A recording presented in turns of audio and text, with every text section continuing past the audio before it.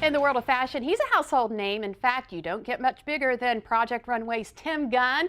If you're looking for ways to spruce up your style, he's your guy to go to. But it's not just our wardrobe he can help us with. Tim also has an eye for fashionable home decor, and he joins us today to help us make it work. Tim, we are so happy to have you here on Delmarva Life. But first, I have to ask you, what's it like working alongside some of the biggest names in fashion? Oh, Lisa, you know, there's not a single day I don't say I'm the luckiest guy in the world, and knock wood.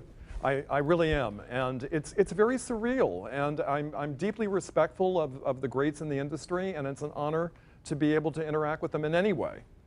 Tim, we know you have an eye for the latest fashion trends on the runway. How can we incorporate those looks in our home? Well, you know, it's all related though, Lisa. I have to say that fashion and interiors, home furnishings and entertainment, they run parallel tracks.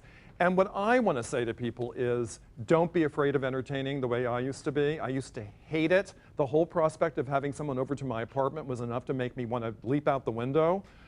And it's because I just felt it was so daunting and so difficult, and that you had to pull all the stops out. And then I realized, no. Just like our wardrobe, you have to relax and be who you are.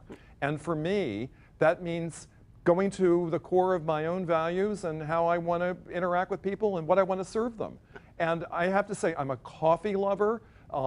In and out, I can't get enough of it, so I thought I'm going to banish that big, expansive bar that I used to have with every drink option, and I'm going to have coffee be the core of how I entertain. And I love the Nespresso coffee, and I have some here. I have an iced cappuccino, I have a wonderful dessert beverage that's a tiramisu, and for anyone who wants a little bit of a punch, I have a Nespresso mojito, and there are other punchy options that are available to you too. So people find this disarming. They come to my house and it's memorable because of what I serve and how I serve it. And it really is a trend too, right? It is. And people have their own tastes, and with Nespresso, you can have them actually make their own coffee.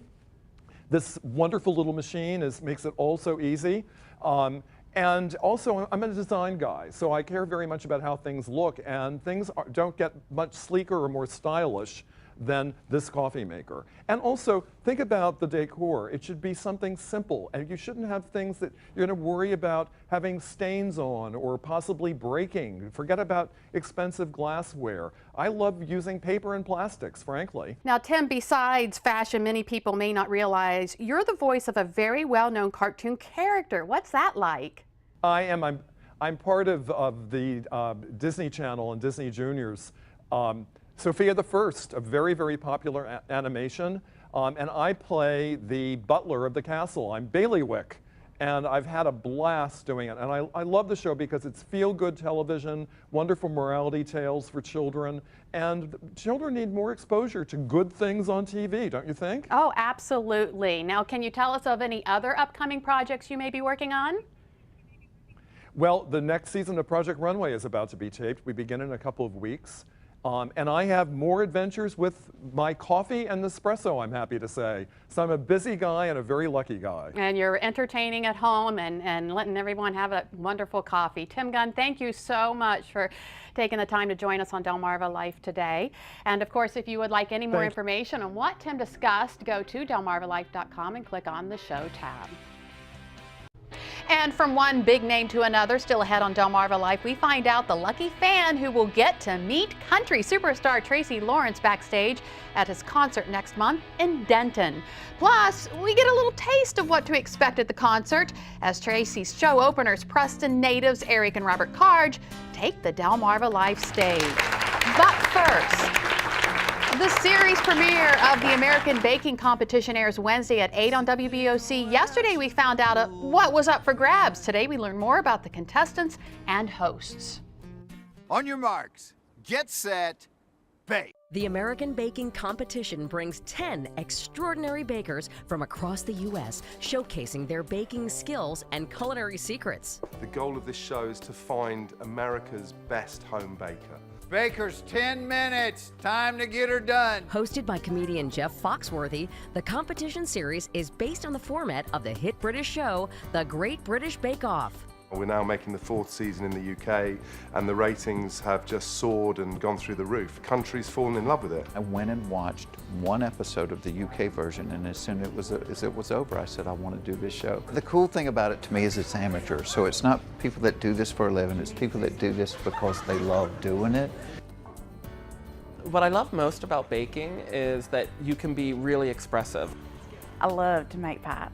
Anything that brings joy to my kids. My most favorite thing in the world is making their birthday cakes. I just love baking, and it's one of the things I realized kind of early on that I was really good at. I think baking for me means bringing families together. They'll take on a series of baking challenges, testing their baking know-how. You bake to impress the girls.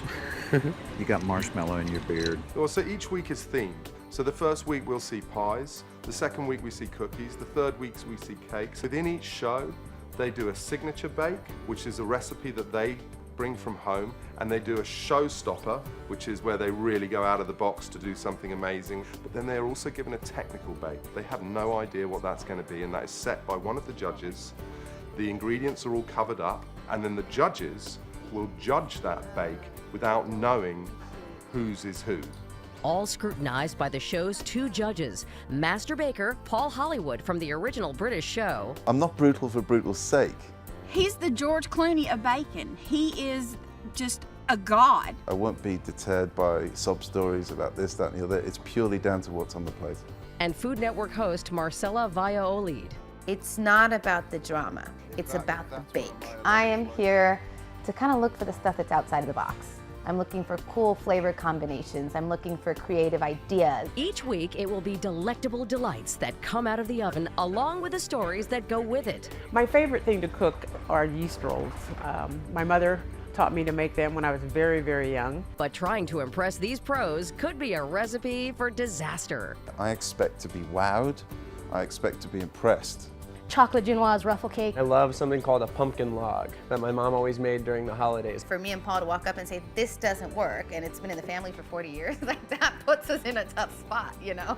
Like, your grandma was wrong. It is about watching people do something that they are passionate about, something that they are very good at, something that they excel in.